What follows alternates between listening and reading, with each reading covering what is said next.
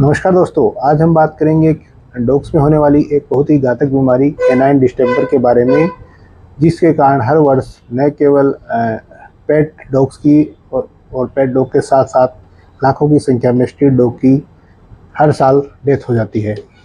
Canine distemper जो न केवल डॉग को प्रभावित करता है, इसके अलावा जो वाइल्ड फॉक्सेस हैं, लॉइन्स हैं, ये जैकल्स हैं, इनको भी प्रभावित करता है। ये शुरुआत में ये वायरस वाइल्ड एनिमल से ही डॉग में आया था। इसका जो इंक्यूबेशन पीरियड होता है वो 7 से 14 दिन होता है। मतलब जब जो अपना हेल्थी डॉग है वो किसी इन्फेक्टेड डॉग के संपर्क में आता है तो उसको जो सिम्टम्स शो करने में 7 से 14 दिन लगते हैं। इस दौरान, जिसको हम इंक्यूबेशन पीरियड कहते हैं, इस दौरान जो वायरस है वो डॉग की बक्कल कैविटी में या इंटेस्टाइन के स्पेसेस में और डॉग्स के पूरी बॉडी के लिम्फ नोड में मल्टीप्लाई करता है और उसके इम्यून सिस्टम को प्रभावित करता है, जिसके कारण जो डॉग है उसका इम्यून सिस्टम काफ़ी डिप्रेस हो जाता है और डॉग इस वायरस की चपेट में आ जाता है। इस बीमारी को अपन वैसे तो 3 स्टेज में देख सकते हैं, जैसे रेस्पिरेटरी फॉर्म, डाइजेस्टिव फॉर्म और न्यूरोलॉजिकल फॉर्म। लेकिन इसको समझने के हिसाब से अपन इसको स्टेज 1 और स्टेज 2 में बांट सकते हैं।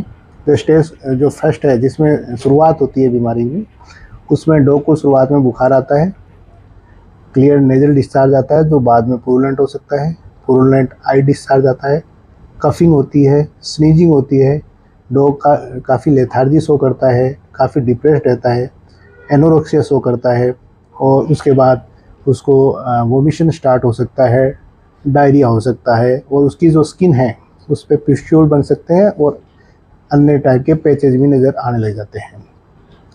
इस स्टेज के बाद जो नर्वाइन स्टेज आती है, जिसमें वो न्यूरोलॉजिकल सिम्टम्स शो करता है, उसमें डॉग सर्कलिंग मूवमेंट शो करता है, डॉग को सीजर आते हैं, डॉग को फिट्स आते हैं, डॉग एक्सेसिव जो मसल ट्विचिंग शो करता है और इसके साथ साथ जो डॉग की फेशियल मसल है उसमें ट्विचिंग देखी जा सकती है। डॉग को एक्सेसिव सलाइवेशन होता है और डॉग जो च्यूइंग मूवमेंट है जबड़े की वो शो करता है।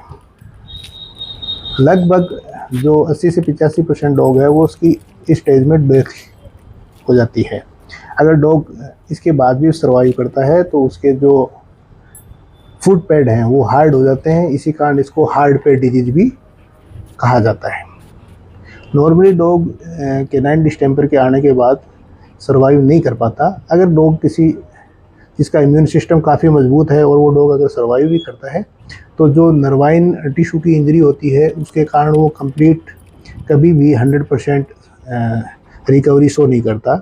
उसको हाफ बॉडी पैरालिसिस हो सकता है, तो फुल बॉडी पैरालिसिस हो सकता है, वो इनकोऑर्डिनेशन शो कर सकता है, उसको कोरिया हो सकता है। यानी कहने का मतलब ये है कि अगर डॉग आपका एक बार कैनाइन डिस्टेंपर वायरस की चपेट में आ गया तो वो कभी भी ठीक नहीं हो सकता। अब इसकी बात करते हैं अपने ट्रीटमेंट एस्पेक्ट के बारे में। तो जो वायरल बीमारी है कैनाइन डिस्टेंपर, उसका सिर्फ सिम्टोमेटिक ट्रीटमेंट ही कर पाते हैं।